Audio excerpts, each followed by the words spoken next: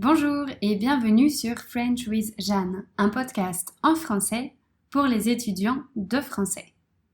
Vous écoutez l'épisode numéro 5 de la série 7 intitulée Introspection 2019. Dans les épisodes précédents, je suis revenue sur mes réussites et mes échecs, sur mes expérimentations et mes apprentissages.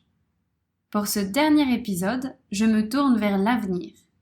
Je réfléchis aux objectifs que je voudrais atteindre en 2020. Je vais vous parler des changements que je veux faire apparaître dans ma vie, aussi bien professionnelle que personnelle. Je commence par ma vie professionnelle.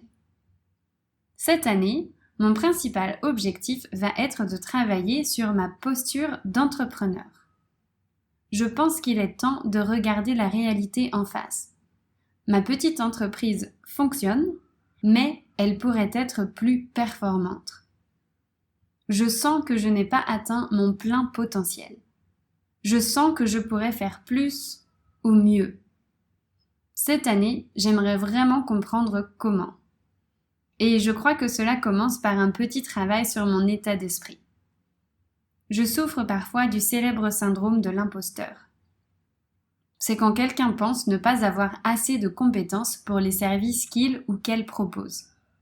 C'est une sorte d'auto-dévaluation qui n'est souvent pas justifiée.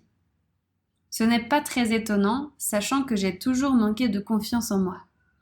Mais je suis un peu fatiguée de ça, justement. J'aimerais vraiment m'épanouir davantage dans mon travail, en pensant au bien-être de mes étudiants, mais aussi au mien. Aujourd'hui, ma petite entreprise me rapporte assez pour vivre confortablement en Asie du Sud-Est.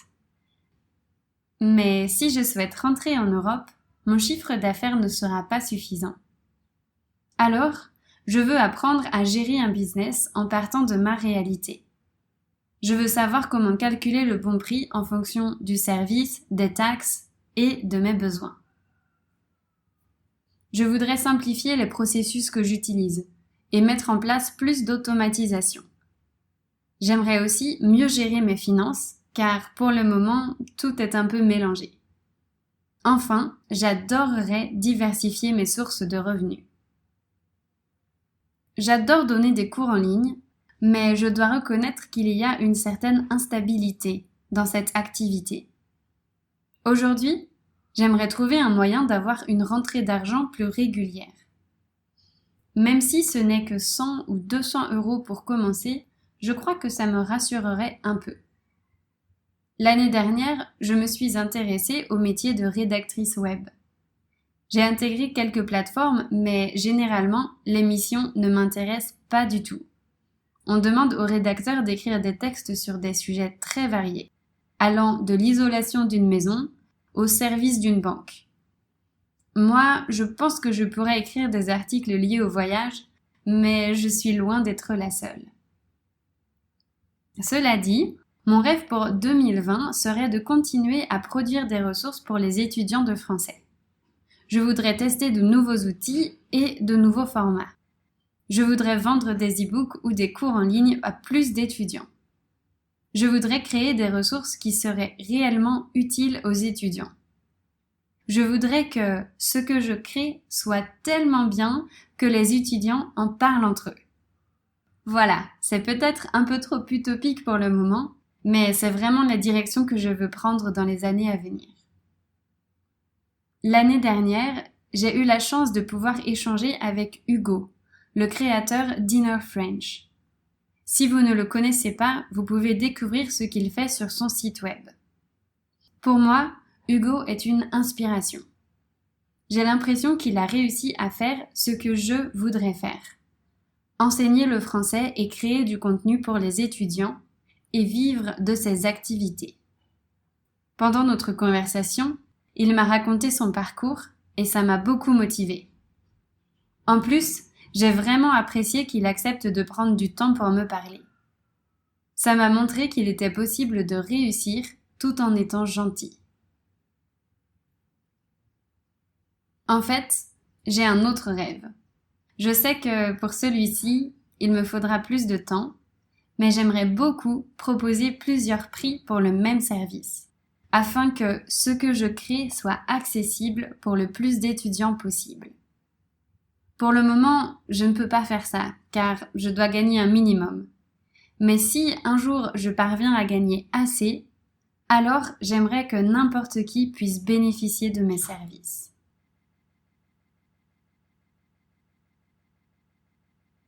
Concernant ma vie personnelle, là aussi, j'ai plusieurs objectifs. Tout d'abord, j'aimerais être plus bienveillante avec moi-même. Je voudrais faire plus de choses qui me font du bien. J'aimerais vraiment prendre l'habitude de méditer le matin. J'ai réussi à le faire un peu l'année dernière et je me souviens que c'était agréable. Ça me permettait de commencer ma journée dans le calme et de définir des intentions. Je pense que je vais essayer dès la semaine prochaine. J'aimerais également me faire des petits cadeaux plus régulièrement. Par exemple, j'aimerais m'offrir un massage sans culpabiliser, car ce n'est pas cher en Asie, comparé au prix en France. Quand je suis au restaurant, j'aimerais être capable de simplement choisir ce qui me fait le plus envie, sans prendre en compte le prix ni l'heure de la journée. Je voudrais aussi m'autoriser à dire non plus souvent. Ensuite, j'aimerais bien faire plus de petits gestes de gentillesse. Je ne sais pas si vous en avez entendu parler, mais c'est assez à la mode. Voici quelques exemples de petits gestes de gentillesse. Faire un compliment à un ou une inconnue, remercier quelqu'un, offrir des petits cadeaux, payer pour le café de quelqu'un, préparer des surprises, donner à manger à quelqu'un dans la rue, faire un don.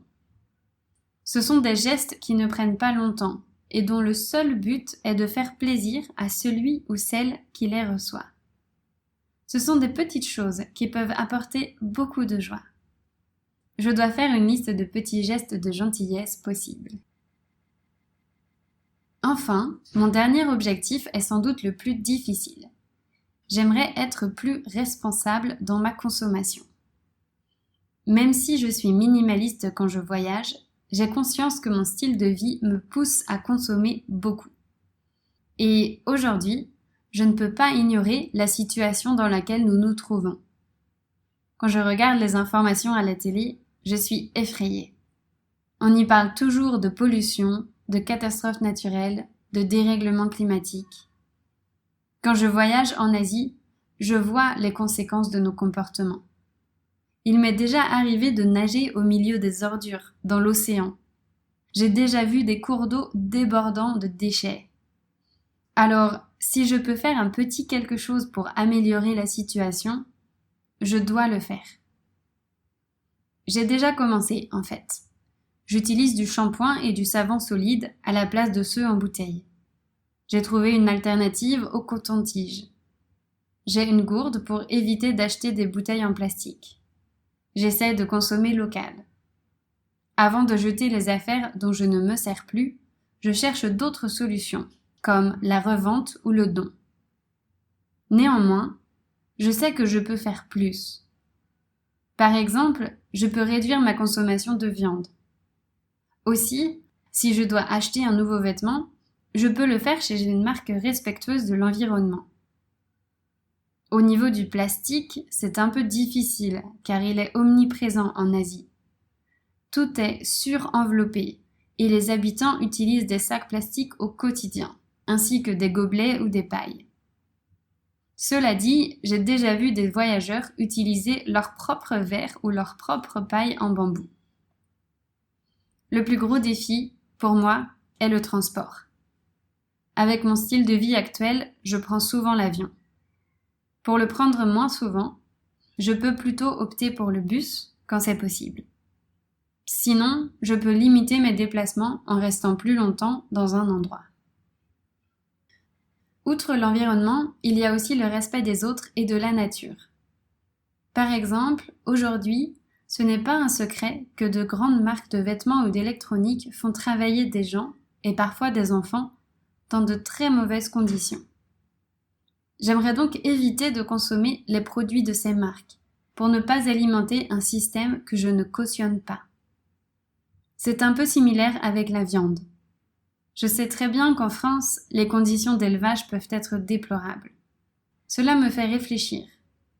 La viande est très importante dans la cuisine française et je suis habituée à en consommer. J'aime en manger.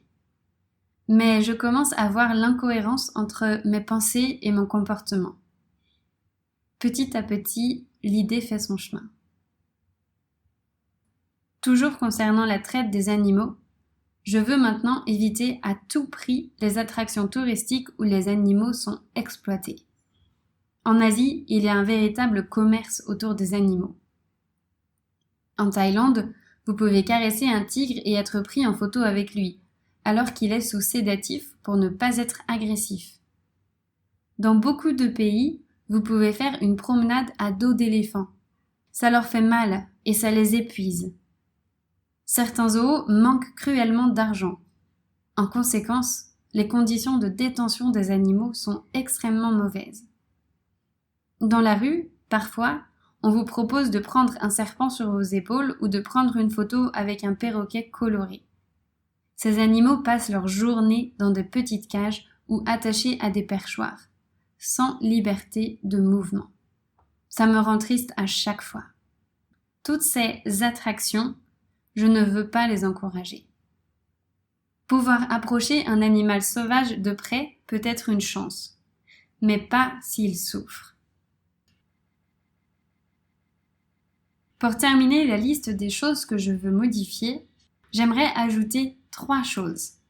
Ce sont 3 phrases que j'aimerais garder à l'esprit, surtout dans les situations compliquées.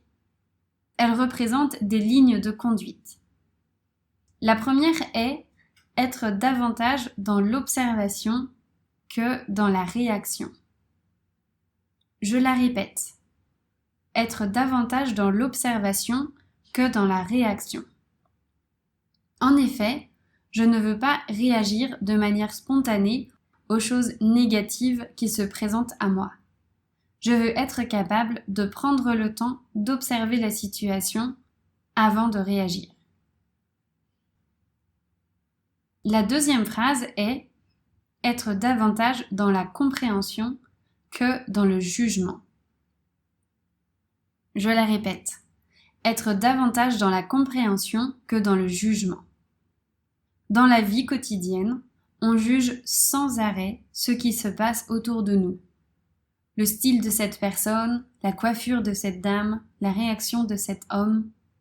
Parfois, les gens sont comme ils sont à cause d'expériences passées, qu'on ne peut pas connaître. Donc, je veux essayer d'arrêter ce flot de pensées inutiles. La dernière phrase est « ne pas se comparer aux autres », mais seulement au « moi » du passé. Je la répète.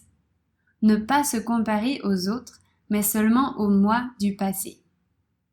Et oui, chacun évolue dans des conditions différentes. Chacun a ses propres qualités et ses propres défauts. En somme, chacun est unique. C'est pourquoi il est inutile de se comparer aux autres. Mieux vaut se comparer à soi-même, quelques mois ou années avant. Ainsi, on peut voir le chemin parcouru sans envier celui que les autres ont parcouru. C'est la fin de cet épisode et donc de cette série. Elle a été très sympa à produire puisqu'elle m'a forcé à porter un regard critique sur 2019 et à réfléchir à comment m'améliorer. Aujourd'hui marque la fin de mes vacances et donc la reprise du travail. J'ai hâte de retrouver mes étudiants et de commencer mes nouveaux projets. À la semaine prochaine pour un épisode de transition.